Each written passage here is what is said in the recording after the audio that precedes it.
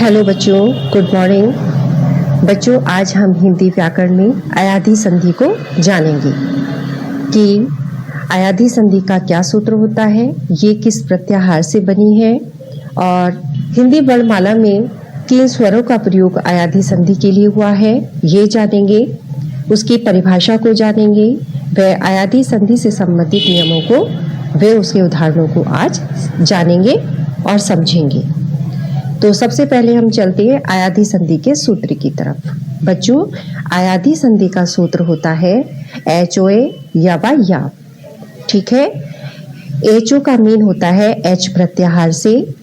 और जब आपको संस्कृत के 14 माहेश्वर सूत्र समझाए गए थे तो उन 14 माहेश्वर सूत्रों के तीसरे व चौथे माहेश्वर सूत्र में H प्रत्याहार आता है।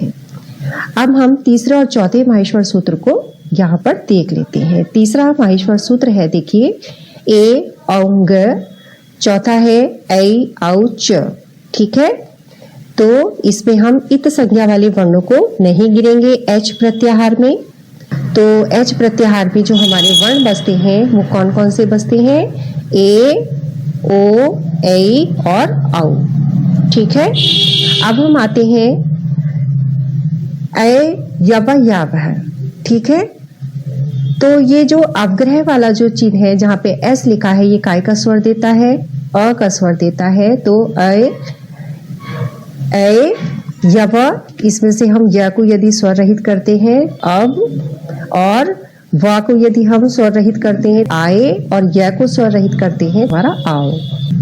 और इसमें हमारा ए, अब, आए और आब छिपा होता है। ठीक है, HOA यव याव। क्लियर? अब हम देखते हैं कि हिंदी वर्णमाला जो है उसमें जो हमारे स्वर होते हैं उन स्वरों में कौन कौन से स्वरों की आवश्यकता हमारी अयाधी संधि में पड़ने वाली है। तो इसमें हम देखते हैं हिंदी वर्णमाला में जो हमारे लास्ट के 4 स्वर होते हैं, ए, ऐ, ओ और औ, इन स्वरों की आवश्यकता हमारी अयाधी संधि में पड़ेगी। अब देखते हैं हम इसकी परिभाषा को। देखिए, जब ए, ऐ, ओ और औ स्वरों के बाद कोई भिन्न स्वर अथवा असमान स्वर आए तो ए जो है हमारा, ये ऐ में, ऐ है वो आए में, ओ औ में, व औ में बदल जाएंगे और भिन्न स्वर अथवा असमान स्वर में कोई परिवर्तन नहीं होगा। ठीक है, तो इस तरह से इस परिभाषा से हमारा ये नियम निकल करके आया। देखिए, ए के बाद यदि हमारा असमान स्वर आ रहा है या कोई भिन्न स्वर आ रहा है तो ये जो हमारा ए है ये काय में बदल जाएगा? ऐ में। लेकिन भिन्न स्वर जो है इसमें कोई बदलाव नहीं होगा। ठीक उसी तरह से यदि ऐ के बाद असमान स्वर या भिन्न स्वर आ रहा है तो ऐ जो है वो हमारा आय में बदल जाएगा और भिन्न स्वर में हमारा कोई बदलाव नहीं होगा। ठीक उसी तरह से ओ है, ओ के बाद यदि कोई असमान स्वर अथवा भिन्न स्वर आ रहा है तो ओ जो है वो औ में बदल जाएगा और भिन्न स्वर में हमारा कोई परिवर्तन नहीं होगा। ठीक उसी तरह से यदि औ है और उसके बाद यदि हमारा असमान स्वर आ रहा है या कोई भिन्न स्वर आ रहा है तो औ जो है वो औ में बदल जाएगा, लेकिन भिन्न स्वर में कोई बदलाव नहीं होगा। ठीक है, तो ये इसके नियम आप अच्छे तरीके से समझ लीजिएगा। अब हम अयाधी संधि से संबंधित कुछ उदाहरणों को समझेंगे। देखिए, ये उदाहरण है, ये हमारा संधि विच्छेद है, ने प्लस अन। ठीक है, तो इसमें ने जो है, ने में हम देखते हैं कि जो हमारा प्रथम शब्द है उसके लास्ट में हमारा काय का स्वर आ रहा है। तो ने काय का स्वर आ रहा है लास्ट में? ए का, तो ये ए लिखा है। अन, इसका शुरू में दूसरा जो हमारा शब्द है उसके शुरू में कौन सा स्वर है? अ। तो ए के बाद यदि हमारा कोई सा भी यदि असमान स्वर आता है तो ए जो है वो ऐ में चेंज हो जाएगा। तो यहाँ लिखा है मैंने ऐ। ठीक, अब हम इस ने को हम स्वर रहित करते हैं, न के नीचे हलंत लगाते हैं, ए, ने। ठीक है, इसको ए का स्वर अलग कर दिया। अब अन पर चलते हैं, अ और ये न। अब स्वर रहित न और ये ए काय में चेंज हो जाएगा ऐ में। इस ए की जगह हम लिखेंगे ऐ, जिस चीज में वो चेंज हो रहा है। अब ये असमान स्वर क्या था हमारा अ, और ये न। अब हम देखते हैं स्वर रहित न और अ को मिलाकर के हमारा बना न, और स्वर रहित य और ए को मिलाकर के हमारा बना य, और ये बना न। ये हुआ न, तो ये हमारा बना नयन। क्लियर। चलिए शे प्लस अन, ये हमारा दूसरा संधि विच्छेद है। देखिए शे, इसका भी हम देखते हैं। लास्ट में काय का स्वर आ रहा है, शे ए का स्वर आ रहा है, ए लिखा। अन में शुरू का स्वर क्या है, अ। तो ए के बाद यदि कोई भी असमान स्वर आता है तो ए जो है वो आय में परिवर्तित हो जाता है, तो ये ऐ बन गया। तो शे को हम स्वर रहित करते हैं। श के नीचे हलंत लगाया, इसका स्वर अलग किया ए। अब अन पर चलते हैं, अ और ये न। ठीक है, असमान स्वर अ। अब स्वर रहित श और ए किस चीज में चेंज हो जाएगा, ऐ में। तो यह हमने ऐ लिखा है, असमान स्वर अ और ये न। अब स्वर रहित श में यदि हम अ जोड़ेंगे तो ये बनेगा श। स्वर रहित य में यदि हम अ जोड़ेंगे तो बनेगा य, और ये बनेगा न। तो हमारी संधि हुई शयन। क्लियर। ये है गई प्लस अक, ये हमारा नेक्स्ट संधि विच्छेद है।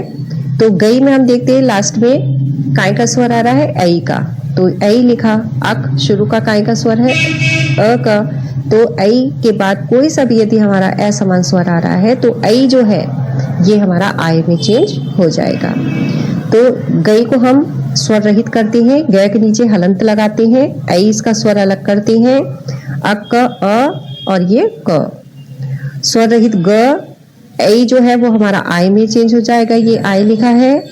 असमान स्वर अ और ये क। स्वर रहित ग में यदि हम आ जोड़ेंगे तो ये गा बन जाएगा। स्वर रहित य में यदि हम अ जोड़ेंगे तो ये य बन जाएगा, और ये क। तो हमारी संधि हुई गायक। तो ठीक है, इन नियमों के हिसाब से कौन सी संधि बनी है, ये आयाधी संधि। चलिए अब नेक्स्ट उदाहरण को समझते हैं। नई प्लस अक। नई, इसमें भी हम लास्ट पे स्वर देखते हैं कि काय का स्वर आ रहा है, ऐ का, और अक का शुरू का कौन सा स्वर है, अ। तो ये ऐ के बाद कोई सा भी यदि हमारा असमान स्वर आता है तो वो क्या बन जाता है, आय बन जाता है। ठीक है, तो नई को हम स्वर रहित करेंगे। न के नीचे हम हलंत लगाएंगे, इसका ऐ यानी स्वर इसका अलग करेंगे। अब अक पर चलते हैं, इसका अ स्वर अलग करेंगे, असमान स्वर अलग करेंगे, अ, और ये है हमारा क। अब हम स्वर रहित न, ऐ जो है वो हमारा काय में चेंज हो जाएगा, आय में, और असमान स्वर क्या है हमारा अ, और ये हमारा क। स्वर रहित न में यदि हम आ जोड़ेंगे तो वो ना बन जाएगा। स्वर रहित य में यदि हम अ जोड़ेंगे तो वो य बन जाएगा, और ये क। तो हमारी संधि हुई नायक। क्लियर। अब है हमारा पो प्लस अन। पो काय का स्वर है लास्ट में, ओ का, तो ये ओ लिखा है। अन पर चलते हैं, शुरू का कौन सा स्वर है, अ। तो ओ के बाद कोई सा भी यदि हमारा असमान स्वर आता है तो ओ जो है ये हमारा अव में चेंज हो जाएगा। तो पो को हम स्वर रहित करते हैं। तो प के नीचे हलंत लगाया, इसका ओ स्वर अलग किया। अब अन पर चलते हैं, असमान स्वर हमारा अ है और ये न है। ठीक, स्वर रहित प और ओ की जगह ओ जो है किस चीज में चेंज हो जाएगा, अव में। तो ये अव लिखा है, असमान स्वर अ और ये न। स्वर रहित प में यदि हम अ जोड़ेंगे तो वो प बन जाएगा। स्वर रहित व में यदि हम ए जोड़ेंगे तो वह व बन जाएगा, और ये है न। तो इस तरह से हमारी संधि बनी पवन, और ये क्या है, आयादी संधि का उदाहरण है। देखिए अब है पो प्लस इत्र। तो पो लास्ट पे काय का स्वर आया, ओ का, और इत्र का शुरू का क्या कौन सा स्वर है, ई। तो पो ओ के बाद कोई सा भी यदि हमारा असमान स्वर आता है तो वो ओ जो है वो अब में चेंज हो जाएगा। तो अब हम पो को क्या करते हैं, स्वर रहित करते हैं। तो स्वर रहित करने के लिए पै के नीचे हलंत लगाएंगे, इसका स्वर अलग करेंगे, ओ। ठीक है, अब इत्र पर चलते हैं, इसका असमान स्वर क्या है, ई, और ये त्र। अब स्वर रहित प और ओ किस चीज में चेंज हो जाएगा, अव में। तो ये अव लिखा है, असमान स्वर क्या है, ई, और ये त्र। तो स्वरहित प में यदि हम अ जोड़ेंगे तो वो प बन जाएगा। स्वरहित व में यदि हम ई जोड़ेंगे तो वह वी बन जाएगा, वी। और ये त्र, ये हो गया। तो हमारी संधि बनी पवित्र। अब है हमारा नेक्स्ट उदाहरण पौ प्लस अक। पौ काय का स्वर आ रहा है लास्ट में, औ का, तो ये औ लिखा है। अक में शुरू का स्वर क्या है, अ। तो औ के बाद कोई सा भी असमान स्वर आता है तो औ जो है वो औ में चेंज हो जाता है। तो पौ को हम स्वर रहित करते हैं, पै के नीचे हलंत लगाते हैं, औ इसका स्वर अलग करते हैं और अक पर चलते हैं। असमान स्वर है हमारा अ और ये है हमारा क। स्वर रहित प और औ जो है वो काय में चेंज हो जाएगा, आओ में। तो ये हमने आओ लिखा है। असमान स्वर क्या है, अ, ये लिखा है और ये बचा है क। तो स्वर रहित प में यदि हम आ जोड़ेंगे तो वो क्या बन जाएगा, पा। स्वर रहित व में यदि हम आ जोड़ेंगे तो क्या बन जाएगा, व। और ये क्या है, क। तो हमारी संधि बनी पावक। तो इस तरह से इन नियम के हिसाब से कौन सी संधि है इसमें, अयादी संधि। अब हम चलते हैं नेक्स्ट उदाहरण पर। नौ प्लस इक। नौ काय का स्वर आ रहा है लास्ट में, औ का, और इक में शुरू में काय का स्वर है, ई।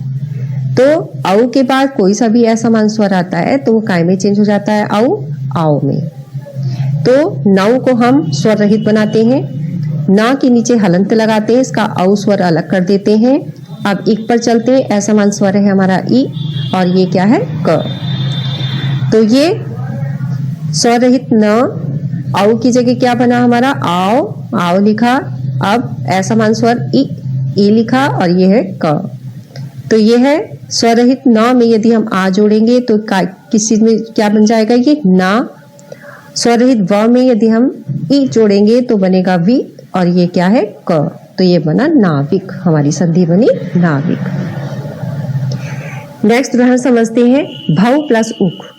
भौ काय का स्वर आ रहा है लास्ट में, औ का, और उक में शुरू का स्वर क्या है, उक। तो औ के बाद कोई सा भी यदि हमारा असमान स्वर आता है तो औ जो है वो हमारा आओ में चेंज हो जाएगा। तो भौ को हम स्वर रहित करते हैं, भ के नीचे हलंत लगाते हैं, इसका स्वर अलग करेंगे हम औ। अब उक पर चलते हैं, असमान स्वर हमारा है उ और ये हमारा क। स्वर रहित भ और औ जो है वो काय में चेंज हो जाएगा, हमारा आओ में। और असमान स्वर क्या है, उ और ये क। स्वर रहित भ में यदि हम आ जोड़ेंगे तो क्या बनेगा, भा। स्वर रहित व में यदि हम उ जोड़ेंगे तो क्या बनेगा, वु और ये क। तो इस तरह से हमारी संधि बनी भावुक। तो बच्चों ये थी हमारी अयादी संधि।